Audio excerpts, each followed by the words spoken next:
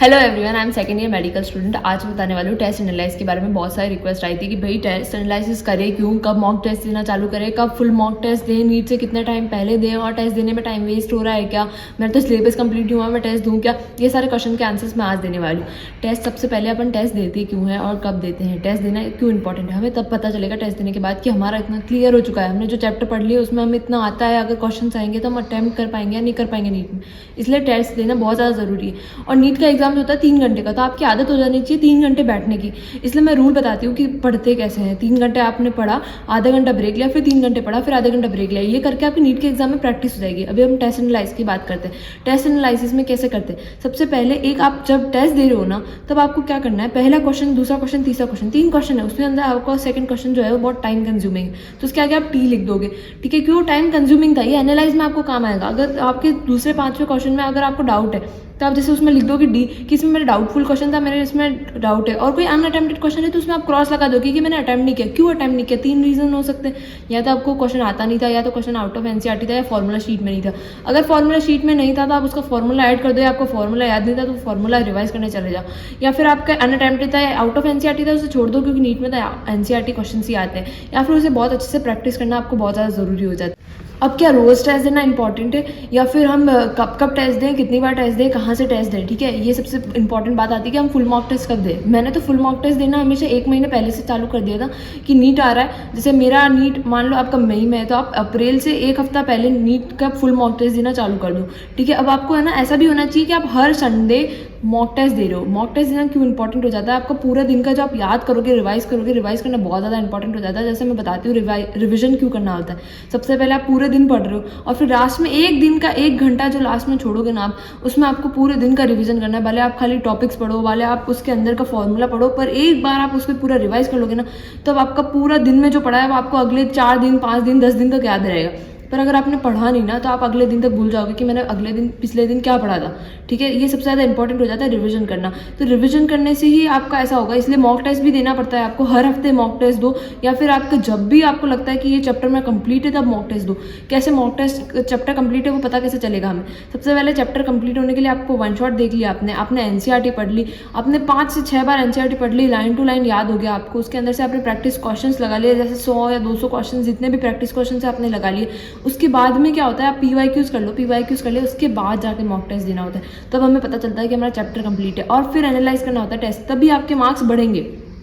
ऐसा नहीं है कि आपके 300 मार्क्स आ रहे हैं, आप है ना 2 हफ्ते 3 हफ्ते बाद मॉक टेस्ट दे रहे हो, इसमें भी आपके 300 आ रहे हैं, तब आपको धीरे धीरे मार्क्स बढ़ेंगे। जैसे आपने अभी संडे को मॉक टेस्ट दिया, फिर अगले संडे को मॉक टेस्ट दिया, फिर अगले संडे मॉक टेस्ट दिया, तो आप उसको एनालाइज कर रहे हो, आप अपनी गलतियां पहचान रहे हो कि मैंने ये गलती करी थी, मैंने सिली मिस्टेक्स कर दी। सिली मिस्टेक का कोई मतलब नहीं होता। आपने माइनस मार्किंग आपने -196 कर दिया, +196 आंसर था। ठीक है, तो ये सिली मिस्टेक्स में काउंट नहीं होता। ये आपने कैलकुलेशन गलत की है, आप कैलकुलेशन मैथ्स में ज़्यादा स्ट्रॉन्ग होने की जरूरत है। ये सारी चीज़ें इंपॉर्टेंट हो जाती है, इसे एनालाइज करना होता है आपको। अगले टेस्ट में आप ये गलती नहीं करोगे, इसलिए मॉक टेस्ट देते हैं हम। मॉक टेस्ट के मार्क्स जो होते हैं वो नीट से बहुत डिफरेंट होते हैं। अगर मॉक टेस्ट में आपके मान लो 560 आ रहे हैं, तो ज़रूरी नहीं है कि अभी नीट में भी 560 आएंगे। नीट और मॉक टेस्ट का थोड़ा अलग है। मॉक टेस्ट थोड़ा हार्ड बनाते हैं क्योंकि बच्चे थोड़ी और मेहनत करें, और जो नीट होता है वो थोड़ा कंपैरेटिवली पूरा एनसीईआरटी बेस्ड होता है। और मॉक टेस्ट में थोड़े बहुत क्वेश्चन जो होते हैं एनसीईआरटी के बाहर से आते हैं, जो आपको इंप्रूव करवाने के लिए होते हैं। ठीक है, मॉक टेस्ट देना इसलिए ज़रूरी हो जाता है। मतलब मॉक टेस्ट आप फुल सिलेबस का दो, या आप 15 सिलेबस का दो, कोचिंग में दो, कहीं पर भी दो, मॉक टेस्ट देना इसलिए ज़्यादा ज़रूरी हो जाता है। आपको जब टेस्ट देते हो तो मैंने कितनी बार बताया कि टेस्ट, अगर आपका बायोलॉजी स्ट्रॉन्ग है तो बायोलॉजी पहले दो, फिर उसके बाद आपका फिजिक्स स्ट्रॉन्ग है तो उसके बाद फिजिक्स दो, या केमिस्ट्री अटेंड करो। जो आपको सबसे ज़्यादा स्ट्रॉन्ग लगता है वहाँ से चालू करो। पहले फिजिक्स अच्छा लगता है आपको, फिजिक्स ज़्यादा स्ट्रॉन्ग है तो फिजिक्स दो, या बायोलॉजी अच्छा लगता है तो बायोलॉजी सबसे ज़्यादा स्ट्रॉन्ग है तो बायोलॉजी दो। मैं प्रीफर करती थी कि मैं 40 मिनट्स में पूरी बायोलॉजी कंप्लीट कर लूँ, उसके बाद जो मेरे पास टाइम बच रहा है उसमें मैं केमिस्ट्री कर लूँ या फिजिक्स कर लूँ। फिजिक्स में क्या टाइम ज़्यादा लगता है, इसलिए मैं लास्ट में प्रीफर करती हूँ कि उसे लास्ट में करूँ, और जो क्वेश्चन मैंने डाउटफुल छोड़ रखे उसके लास्ट में करती हूँ। और OMR में प्रैक्टिस करना बहुत ज़्यादा ज़रूरी हो जाता है। OMR इसलिए कि आप अभी प्रैक्टिस करो तो अगली बार में आपके OMR में मिस्टेक्स नहीं होगी कि मैंने ये क्वेश्चन लगा दिया, मेरे 4 मार्क्स गलत चलेगा, मेरे को B नहीं C लगाना था, मैंने गलती से B लगा दिया। तो ये प्रैक्टिस कैसे होगी आपकी, ये प्रैक्टिस तभी होगी जब आप OMR से प्रैक्टिस करना चालू करोगे। ठीक है, OMR से प्रैक्टिस करो आप, फिर नीट में आपकी हेल्प करेगा। हमेशा जब आप पेपर अटैम्प्ट कर लेते हो नीट का, उसको पेपर में मार्क कर लो, जो आपके ABCD आपको सही लगता है, उसके बाद में लास्ट के 15 मिनट में OMR में मार्क करना जाओ।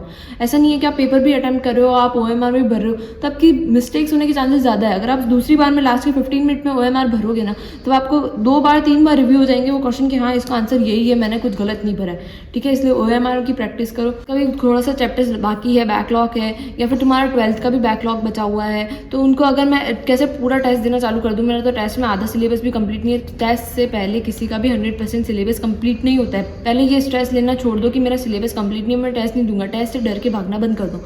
अगर तुम्हारा सिलेबस कंप्लीट नहीं है तो भी एक बार टेस्ट दो, तुम्हें पता चलेगा कि तुम्हें उस चैप्टर में कितना आता है कितना नहीं आता है। तभी तुम जाके वो चैप्टर पढ़ोगे, तभी तुम्हें कॉन्फिडेंस आएगा, या फिर तुम्हें लगेगा कि हाँ ये चैप्टर तो मैं सोचा था बहुत अच्छा आता है, या मेरे को आता ही नहीं है, तो मेरे को ये क्वेश्चन करने हैं। जब तुम क्वेश्चन प्रैक्टिस करोगे, जब तुम करोगे, तब तुम्हें पता चलेगा कि पूरा चैप्टर नहीं पढ़ना है मुझे। पूरा चैप्टर पढ़ने में तो आपको पूरे 4-5 दिन लग जाएंगे कि मैंने एक लाइन चैप्टर याद कर लिया है, वन शॉट देख रहा हूँ, तो आपको पूरे 4-5 दिन लग जाएंगे। पर आप हमेशा वेटेज देखो कि इस पूरे चैप्टर में ये टॉपिक का वेटेज ज़्यादा है, ये टॉपिक पढ़ो आप, तब आपका टाइम मैनेज होगा। तब भी जब आपका टेस्ट एनालाइज में भी आपको हेल्प पड़ेगी कि हाँ ये चैप्टर में से इस टॉपिक्स में से सबसे ज़्यादा वेटेज। सबसे इंपॉर्टेंट चीज़ यही होगी कि पूरा चैप्टर जो है, पूरा चैप्टर पूरा रटने की ज़रूरत नहीं है। जो हाई वेटेज थिंग्स है वो पढ़ने की ज़रूरत है। और हमेशा मैं बताती हूँ कि आपको इनऑर्गेनिक हो, ऑर्गेनिक हो, फुल NCERT रट के जानी है। खाली यूँ नहीं है कि तुम NCERT पढ़ रहे हो, कोई क्वेश्चन नहीं कर रहे, कोई PYQs नहीं कर रहे, ऐसा नहीं है। तुम्हें प्रैक्टिस भी करनी पड़ेगी। खाली NCERT पढ़ने से तुम्हें याद नहीं हो जाएगा सब कुछ। जब क्वेश्चन प्रैक्टिस करोगे तभी तुम्हें याद होगा, तभी तुम्हें पता चलेगा कि इसमें से भी क्वेश्चन बन सकते थे, ये तो मैंने सोचा ही नहीं। इसलिए इनऑर्गेनिक हो, ऑर्गेनिक हो, बायोलॉजी हो, सब में NCERT पढ़ो। मैं फिजिक्स में भी NCERT पढ़ना प्रेफर करती हूँ, पर ऐसा होता है फिजिक्स में पढ़ते कैसे, समरी पढ़ो सबसे पहले, ठीक है। समरी पढ़ ली फिजिक्स के पूरे चैप्टर के एंडिंग में, और उसके इंटेक्स क्वेश्चन करो। सबके इंटेक्स क्वेश्चन करना बहुत जरूरी है। सॉल्व करो, अनसॉल्व करो, जो पीछे एक्सरसाइज में क्वेश्चन दिए हुए होते हैं वो करो, ग्राफ देखो, जो भी डायग्राम बॉक्स में बना हुआ है वो देखो। ये सारी चीज़ें जो होती है वो इंपॉर्टेंट हो जाती है NCERT के अंदर से। ज़रूरी नहीं है कि लाइन टू लाइन पढ़ो, पर पिछली बार के टाइम से मैं एनालाइज करके बताती हूँ कि फिजिक्स में भी थ्योरी क्वेश्चन बहुत ज़्यादा आए हुए हैं। इसलिए फिजिक्स की NCERT भी एक बार पढ़ लो, या अपने कॉन्सेप्ट क्लियर करो। अगर हर चीज़ में कॉन्सेप्ट क्लियर होंगे तो पेपर बहुत अच्छे से दे पाओगे, और फिर पेपर अच्छे से दोगे तभी तुम एनालाइज कर पाओगे। इसलिए फिर आपके मार्क्स है ना, मान लो कि भी 200 आ रहे, 300 आ रहे, 500 आ रहे, तब जाके आपके 650, 700 ऐसे मार्क्स बनेंगे, ठीक है। 700 भी मार्क्स आ रहे हैं किसी के, तो इम्प्रूव कैसे करें मैं। इम्प्रूव करने के लिए आपने अगर NCERT नहीं कर रखी है तो NCERT अगर 15 से 20 बार पढ़ो, उसको रटो, एक एक लाइन रटो, गलती एनालाइज करोगे, तभी तुम्हें पता चलेगा कि मेरे 700 आ रहे हैं, मैं 720 कैसे लाऊँ। टेस्ट एनालाइज करने से ही पता चलता है। हमेशा सिली मिस्टेक्स को नाम नहीं देते कि मैंने सिली मिस्टेक्स कर ली, ऐसा नहीं होता है। सिली मिस्टेक्स तो हम एक नाम दे देते हैं, जाके देखो वो क्वेश्चंस गलत क्यों हो रहे हैं, क्या प्रॉब्लम आ रही है, सारी चीज़ें बहुत ज़्यादा इंपॉर्टेंट हो जाती है। तो पहले आपको ऐसे सर्कल या डाउट, या आपको टाइम कितना ज़्यादा लग रहा है कितना कम लग रहा है, ये पता कर लिया। जब एनालाइज करोगे तब 1.5 आवर जैसे टेस्ट कंप्लीट होता है, उसके बाद में आप बैठ के एनालाइज करो उसे। एनालाइज करते अगर आपने क्यों अनअटेम्प्ट किया था, उसमें एक फार्मूला की कमी थी, तो जाके उसको अपने नोट्स में ऐड करो, नोट्स में फार्मूला शीट में ऐड करो, हर चीज़ में देखो। अगर कोई कॉन्सेप्ट क्लियर नहीं है तो अभी से जाके वो उस चैप्टर का वही कॉन्सेप्ट देख के वीडियो में अपना कॉन्सेप्ट क्लियर करो। ये सारी चीज़ें जब आप कर लोगे तब आपका टेस्ट बहुत ज़्यादा अच्छा जाएगा। मॉक टेस्ट देना बहुत ज़्यादा इंपॉर्टेंट है। हमने कैसे चैप्टर पढ़ते हैं वो पढ़ लिया, टेस्ट को एनालाइज कैसे करते हैं मैंने ये बता दिया। और भी कोई डाउट हो, और भी कोई कमेंट में डाल देना, कोई भी प्रॉब्लम हो तो, और मैं सारे कमेंट